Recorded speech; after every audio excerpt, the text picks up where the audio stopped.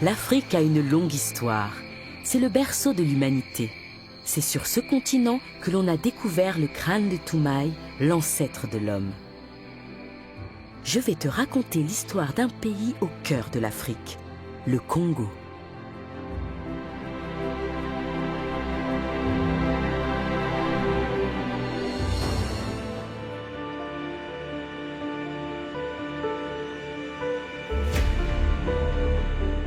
Il y a plusieurs milliers d'années, y vivaient des ancêtres de l'homme actuel, que l'on appelle des hominidés. Est-ce cette époque que l'on appelle préhistoire? Oui, la lointaine préhistoire. Elle est divisée en 3 grandes périodes, l'âge de pierre ancien, moyen et récent. Au Congo, les archéologues ont découvert des outils en pierre taillée, datant de l'industrie du Sangoan entre 70 000 et 40 000 avant Jésus-Christ. Ce sont des galets aménagés, des bifaces. Mais ces ancêtres vont progresser. C'est vrai, ils ont fait évoluer leurs outils. Pendant le Lupambien, il y a eu les pointes de saguet en forme de feuilles. Puis, au Tchitolien, les outils deviennent plus petits et sont polis, comme les pointes de flèches. Des flèches? Des saguets? Est-ce que ce sont des chasseurs?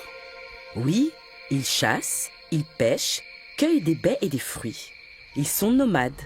Ils se sédentarisent ensuite au néolithique, de moins 3000 à moins 1000 environ, pratiquent l'agriculture et l'élevage. La poterie et la métallurgie sont inventées. Si les archéologues ont réussi à percer quelques énigmes, d'autres restent entières. Au fond de la forêt se cache un grand mystère. Tu veux parler des Pygmées, le peuple de la forêt? Oui, ils en connaissent tous les secrets. On dit qu'ils possèdent des pouvoirs magiques. Ils sont de petite taille, habitent dans des huttes de feuilles et de branches. Leur façon de vivre n'a pas changé. Ils cueillent des baies, récoltent du miel et chassent le gibier. Les Pygmées sont-ils les ancêtres? Que représentent les Bantous? Beaucoup de Congolais descendent des Bantous. Il faut parler de leur grande épopée.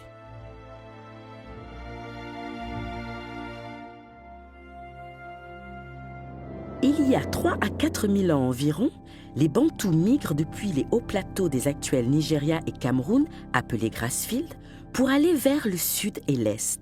Au premier millénaire, 2 zones de peuplement sont connues, la région des Grands Lacs et le plateau oubanguien, d'où proviennent la plupart des populations du Congo d'aujourd'hui. Les Bantous sont nombreux. Ils migrent lentement pendant des siècles, puis se sédentarisent. On les trouve aujourd'hui dans toute l'Afrique centrale et une grande partie de l'Afrique orientale et australe. Bantou est le pluriel de Muntu, qui signifie homme. Mais les Bantous, c'est aussi la langue. C'est vrai, les peuples bantous parlent des langues qui possèdent les mêmes racines. Au Congo, ils forment 4 groupes linguistiques qui sont aussi des aires culturelles. Au nord, les Kaka et les Oubanguiens forment 2 autres aires culturelles. Il existe donc 6 aires culturelles? Oui, au sud du pays, les Congos et les Téké sont apparus au 7e et au 8e siècle. Ensuite, au 15e et 16e siècle, les Ngala se sont installés dans la cuvette congolaise. Aux mêmes époques, les Makas occupent le nord-ouest, suivis par les Kaka et les Oubanguiens à la fin du 18e siècle. Congo, Téké, ce sont des Bantous qui sont à l'origine des grands royaumes. Raconte-moi les grands rois des temps anciens.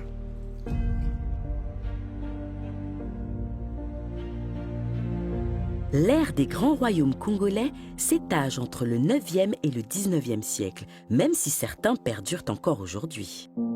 Les royaumes de Makoko, de Congo, de Luango sont des éléments fondateurs de notre pays. Le plus ancien, le royaume de Makoko, est né au 9e siècle et occupe un territoire immense. Le souverain s'appelle le Makoko. Et comment se nomme son peuple? Les Téké, les habitants de son royaume, vivent dans différentes communautés, mais appartiennent tous au groupe Téké. Quel était le plus célèbre des Makoko?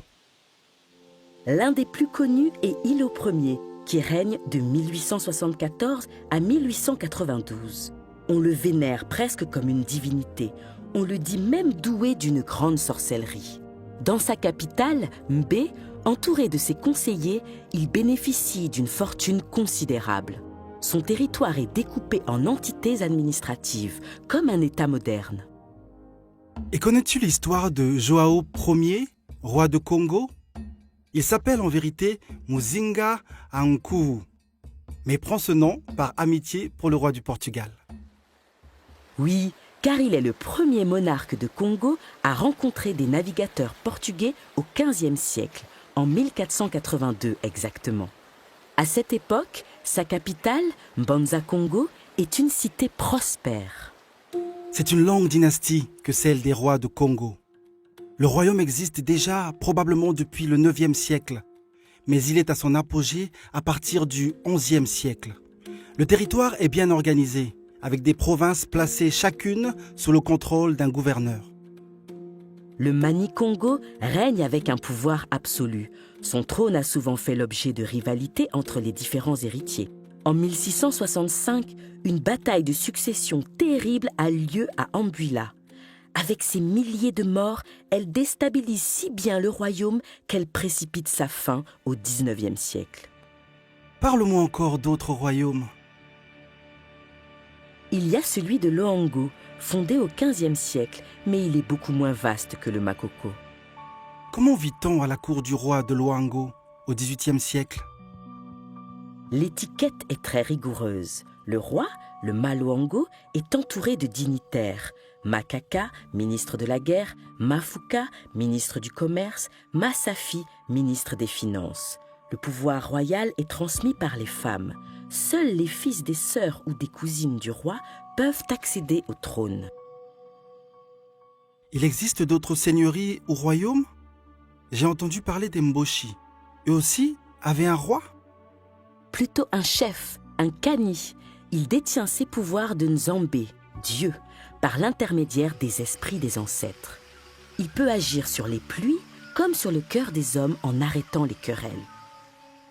Les Mboshi s'installent dans la cuvette congolaise entre les XVIe et XVIIe siècles et s'organisent en seigneuries indépendantes. Mais dans cette cuvette a aussi régné Ngobila, le roi de l'eau. Il est l'ancêtre mythique d'Engala et aussi le héros fondateur de la nation Bobangi. Les Bobangi ont la réputation d'être de véritables flibustiers sur les affluents du Congo. Ce sont d'habiles commerçants. Ils sillonnent les cours d'eau en pirogue pour acheter de l'ivoire.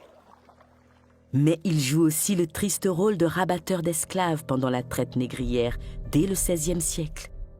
L'esclavage. N'est-ce pas ce qui a signé la perte des anciens royaumes du Congo? En effet, après l'arrivée des Portugais, à la fin du XVe siècle, des alliances commerciales se créent entre les Européens et les royaumes de Makoko, de Congo et de Luango, qui sont les plus importants de la région. Ils échangent de la pacotille contre des esclaves. C'est le commerce triangulaire. Des hommes, des femmes et même des enfants sont vendus aux Européens qui les envoient aux Amériques pour travailler dans les plantations. Et en quelques générations, le bassin du Congo se dépeuple. 400 ans de traite humaine ont ébranlé les sociétés et les cultures. Elles ne sont plus alors en mesure de faire face à une nouvelle menace, la colonisation.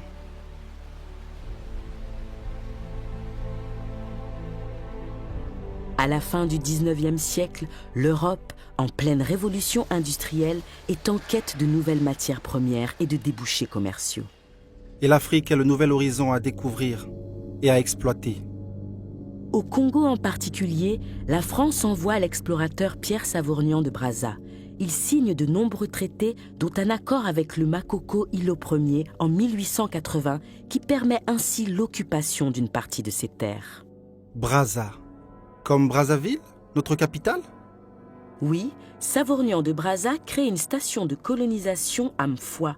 Ce village téké de la rive droite du Pumbo prendra le nom de Brazzaville en 1881.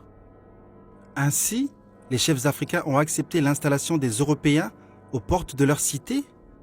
Il s'agit au départ de partenariats, de traités d'amitié. Mais le ton change lorsque les Français commencent à se considérer comme les maîtres légitimes de ces terres ancestrales et se mettent à organiser le territoire avec toute une série de décrets. Où s'installent finalement les Français? Sur toutes les terres situées entre la cuvette congolaise au nord et l'Atlantique au sud.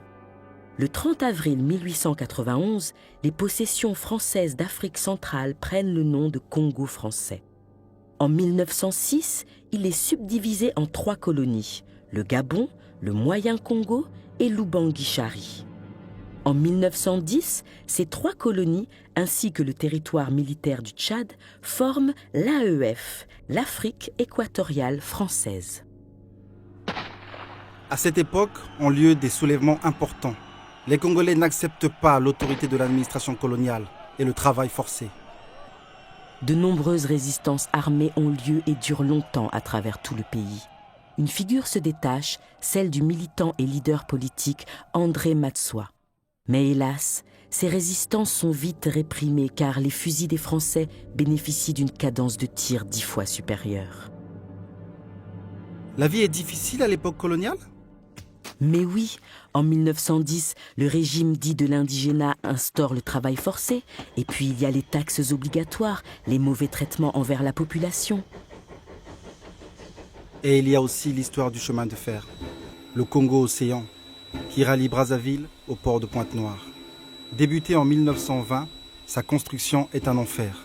Cela dure 13 ans et coûte des dizaines de milliers de vies humaines. D'autres aménagements se poursuivent au Moyen Congo. Routes, ports, hôpitaux, lycées, barrages, industries, jusqu'à la veille de l'indépendance. L'indépendance ? Un vent de révolte gronde-t-il à cette époque ? La Deuxième Guerre mondiale, qui ébranle toute l'Europe à partir de 1939, va servir de tremplin à l'indépendance. En 1940, les territoires du Tchad, du Moyen Congo et de l'Oubangui-Chari se rallient à la France.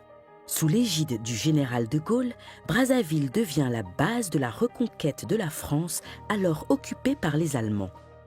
En 1944, la conférence de Brazzaville est organisée pour réfléchir au sort des colonies après la guerre. Je crois que c'est le moment où le nationalisme congolais prend corps.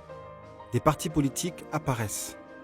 Oui, Jean-Félix Tchikaya est le premier député congolais à siéger à l'Assemblée constituante en 1945 à Paris. Il fonde en 1946 le PPC, le Parti progressiste congolais.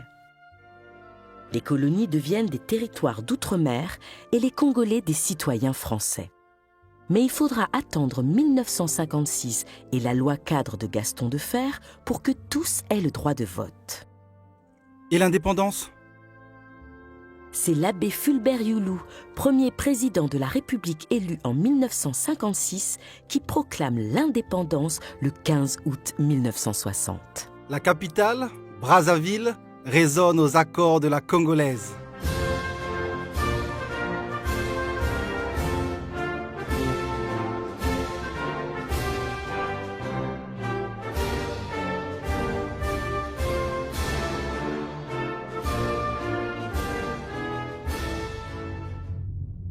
Le mandat de Fulbert Youlou est de courte durée.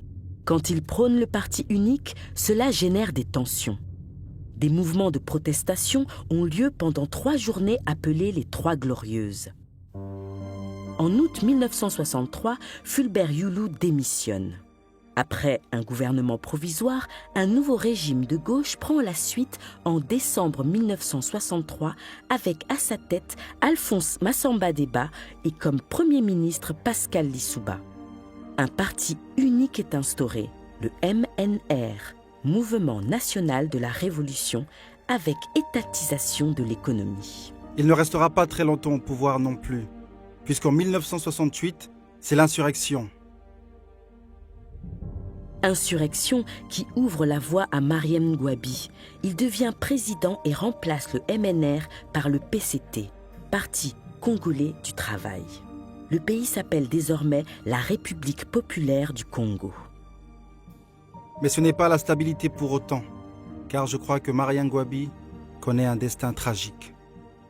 Il est assassiné en 1977 et brièvement remplacé par le colonel Jacques-Joachim Yombi Upango. En 1979, le PCT porte au pouvoir Denis Sassou Nguesso, qui avait déjà été ministre de la Défense. Le Congo se construit, évolue. Le pétrole, le bois sont exploités. Pointe-Noire devient une ville industrielle. En 1992, des élections présidentielles ont lieu. Et c'est Pascal Lissouba qui est élu. Une phase de conflit de plusieurs années s'ouvre alors pour le Congo.